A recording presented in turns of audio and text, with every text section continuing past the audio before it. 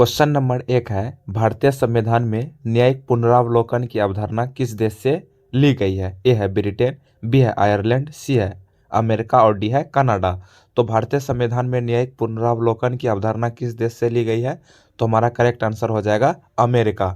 चलिए next question देख लेते हैं। क्वेश्चन है, कह रहा है भारत में संघीय व्यवस्था के बावजूद संविधान को अर्ध संघीय क्यों कहा जाता है? क्वेश्चन है, भारत में संघीय व्यवस्था के बावजूद संविधान को अर्ध संघीय क्यों कहा जाता है? ए है द्विसदनीय संसद के कारण, बी है शक्तिशाली न्यायपालिका के कारण, सी है आपातकालीन प्रावधान के कारण और डी है लिखित संविधान होने के कारण। तो हमारा करेक्ट आंसर हो जाएगा आपातकालीन प्रावधान के कारण भारत में संघीय व्यवस्था होने के बावजूद अर्ध संघीय कहा जाता है। आपातकाल के समय शक्तियों का केंद्रीकरण हो जाता है और संघीय संतुलन कमजोर हो जाता है। चलिए अगला क्वेश्चन देख लेते हैं। क्वेश्चन है, मंत्रिपरिषद की सामूहिक उत्तरदायित्व की अवधारणा किस देश से ली गई है? कह रहा है मंत्रिपरिषद की सामूहिक उत्तरदायित्व की अवधारणा किस देश से ली गई है? ए अमेरिका, बी है फ्रांस, सी है ब्रिटेन और डी है आयरलैंड। तो हमारा करेक्ट आंसर हो जाएगा ब्रिटेन। ब्रिटेन हमारा करेक्ट हो जाएगा। सामूहिक उत्तरदायित्व ब्रिटिश संसदीय प्रणाली की प्रमुख विशेषता है।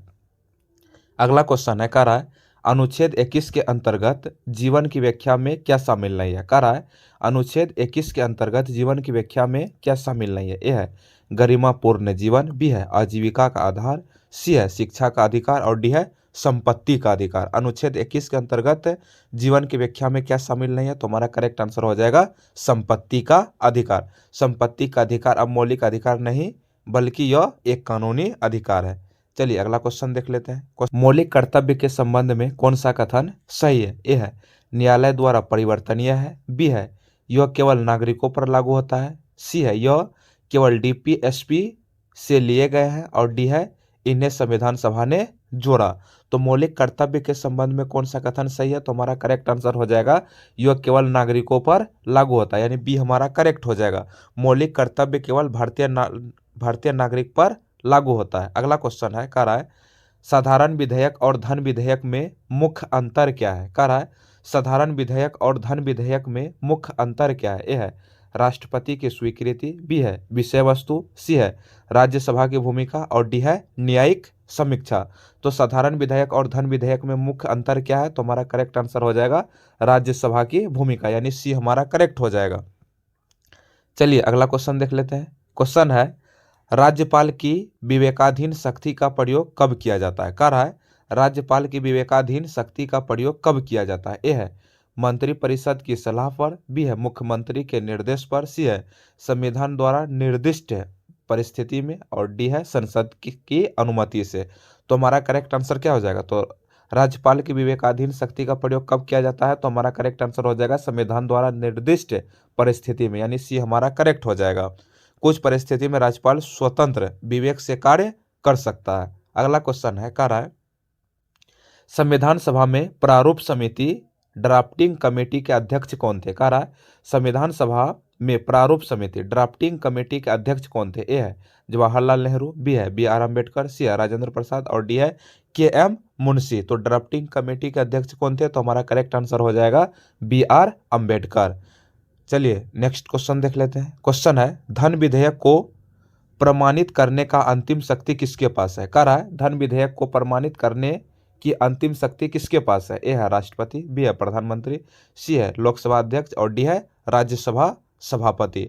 तो धन विधेयक को प्रमाणित करने का अंतिम शक्ति किसके पास है? तो हमारा करेक्ट आंसर हो जाएगा लोकसभा अध्यक्ष। लोकसभा अध्यक्ष का निर्णय धन विधेयक पर अंतिम होता है। चलिए अगला क्वेश्चन देख लेते हैं।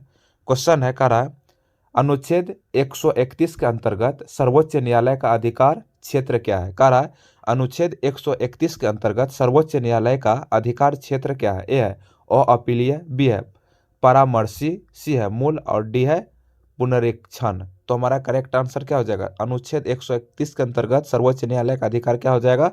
तो हमारा करेक्ट आंसर हो जाएगा मूल। अनुच्छेद 131 सर्वोच्च न्यायालय को केंद्र राज्य विवादों को मूल अधिकार देता है। चलिए अगला क्वेश्चन है, कह रहा है संविधान संशोधन विधेयक किस सदन में प्रस्तुत किया जा सकता है? कह रहा है संविधान संशोधन विधेयक किस सदन में प्रस्तुत किया जा सकता है? क्या ए है केवल लोकसभा, बी है केवल राज्यसभा, सी है किसी भी सदन में और डी है राष्ट्रपति के पास।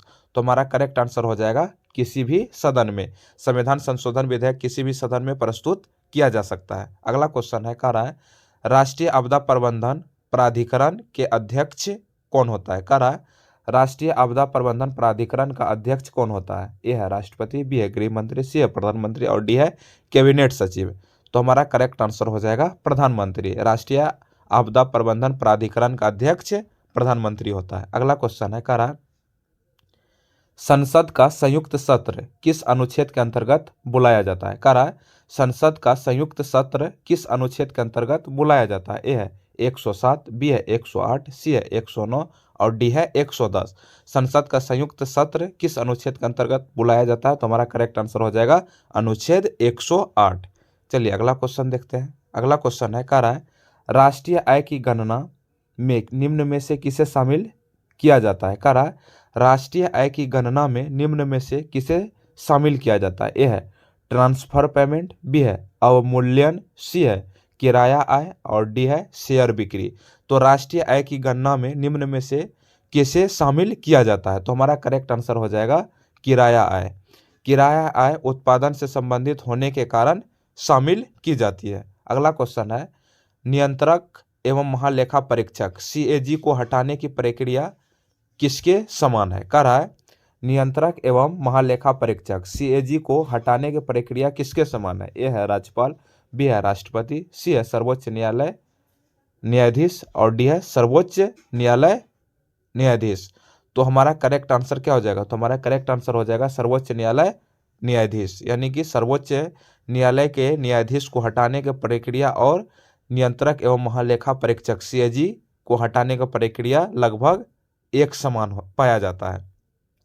अगला क्वेश्चन है, कह रहा है अल नीनो की स्थिति में भारत में सामान्यतः क्या प्रभाव पड़ता है। कह रहा है अल नीनो की स्थिति में भारत में सामान्यतः क्या प्रभाव पड़ता है। ए है अत्यधिक वर्षा, बी है सामान्य मानसून, सी है कमजोर मानसून और डी है चक्रवात की कमी। अल नीनो की स्थिति में भारत में सामान्यतः क्या प्रभाव पड़ता है। तो हमारा करेक्ट आंसर हो जाएगा कमजोर मानसून, यानी सी हमारा करेक्ट हो जाएगा। चलिए अगला क्वेश्चन देख लेते हैं क्या कह रहा है। क्वेश्चन है आपदा अपरदन को नियंत्रित करने के लिए कौन सा उपाय सबसे प्रभावी है। कह रहा है मृदा अपरदन को नियंत्रित करने के लिए कौन सा उपाय सबसे प्रभावी है। ए है गहरी जुताई, बी है कंटूर जुताई, सी है रासायनिक उर्वरक और डी है अधिक सिंचाई। तो मृदा अपरदन को नियंत्रित करने के लिए कौन सा उपाय सबसे प्रभावी है। तो हमारा करेक्ट आंसर हो जाएगा कंटूर जुताई। कंटूर जुताई जल प्रवाह को धीमी कर अपरदन को रोकती है। चलिए अगला क्वेश्चन देखते हैं। क्वेश्चन है भारत का सबसे बड़ा अपतटीय तेल क्षेत्र कौन सा है। कह रहा है भारत का सबसे बड़ा अपतटीय तेल क्षेत्र कौन सा है। ए है असम, बी है कृष्णा गोदावरी, सी है मुंबई हाई और डी है कावेरी बेसिन। तो भारत का सबसे बड़ा अपतटीय तेल क्षेत्र कौन सा है। तो हमारा करेक्ट आंसर हो जाएगा मुंबई हाई। चलिए अगला क्वेश्चन देखते हैं। क्वेश्चन है, कह रहा है राष्ट्रीय अनुसूचित जनजाति आयोग किस अनुच्छेद में है। कह रहा है राष्ट्रीय अनुसूचित जनजाति आयोग किस अनुच्छेद में है। ए है 338, बी है 338 ए, सी है 340 और डी है 342। तो राष्ट्रीय अनुसूचित जनजाति आयोग किस अनुच्छेद में है। तो हमारा करेक्ट आंसर हो जाएगा अनुच्छेद 338 ए, यानी बी हमारा करेक्ट हो जाएगा। चलिए अगला क्वेश्चन देख लेते हैं। क्वेश्चन है भारतीय रिजर्व बैंक किस अधिनियम के अंतर्गत स्थापित हुआ। कह रहा है भारतीय रिजर्व बैंक किस अधिनियम के अंतर्गत स्थापित हुआ। ए है 1933, बी है 1934, सी है 1935 और डी है 1947। तो भारतीय रिजर्व बैंक किस अधिनियम के अंतर्गत स्थापित हुआ। तो हमारा करेक्ट आंसर हो जाएगा 1934। आरबीआई अधिनियम 1934 के अंतर्गत आरबीआई की स्थापना की गई। क्वेश्चन है सामाजिक वानिकी का मुख्य उद्देश्य क्या है। ए है वन निर्यात, बी है औद्योगिक लकड़ी, सी है ग्रामीण ईंधन पर व चारा और डी है वन्यजीव संरक्षण। सामाजिक वानिकी का मुख्य उद्देश्य क्या है। तो हमारा करेक्ट आंसर हो जाएगा ग्रामीण ईंधन व चारा, यानी सी हमारा करेक्ट हो जाएगा। चलिए अगला क्वेश्चन देखते हैं। क्वेश्चन है भारत की सबसे प्राचीन पर्वत श्रेणी कौन सी है? कह रहा भारत की सबसे प्राचीन पर्वत श्रेणी कौन सी है? ए है हिमालय, बी है अरावली, सी है पश्चिमी घाट और डी है सतपुड़ा। तो भारत की सबसे प्राचीन पर्वत श्रेणी कौन सी है? तो हमारा करेक्ट आंसर हो जाएगा अरावली, यानी बी हमारा करेक्ट हो जाएगा। अरावली विश्व की प्राचीनतम पर्वत श्रेणी में से एक है। चलिए अगला क्वेश्चन देखते हैं। क्वेश्चन है, भारत में जनगणना किस सूची का विषय है? कह रहा भारत में जनगणना किस सूची का विषय है? ए है राज्य सूची, बी है समवर्ती सूची, सी है संघ सूची और डी है अवशिष्ट सूची। तो भारत में जनगणना किस सूची का विषय है? तो हमारा करेक्ट आंसर हो जाएगा संघ सूची। अगला क्वेश्चन है, विश्व जैव विविधता दिवस कब मनाया जाता है? कह रहा है विश्व जैव विविधता दिवस कब मनाया जाता है? ए है 22 अप्रैल, बी है 22 मई, सी है 5 जून और डी है 16 सितंबर। विश्व जैव विविधता दिवस कब मनाया जाता है? तो हमारा करेक्ट आंसर हो जाएगा 22 मई। 22 मई को विश्व जैव विविधता दिवस मनाया जाता है।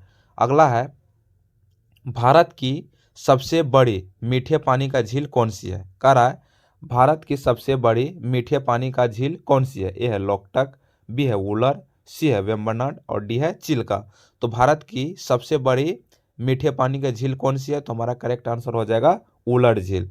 उलर झील भारत की सबसे मीठे पानी की झील है। चलिए अगर वीडियो पसंद आएगा तो चैनल को सब्सक्राइब कीजिए, अपने दोस्तों के साथ शेयर जरूर कीजिए, क्योंकि इस चैनल के माध्यम से आप यूपीएससी प्रीलिम्स 2026 के मोस्ट इंपॉर्टेंट क्वेश्चंस को बहुत कम समय में कवर कर सकते हैं। वीडियो को लास्ट तक देखने के लिए धन्यवाद।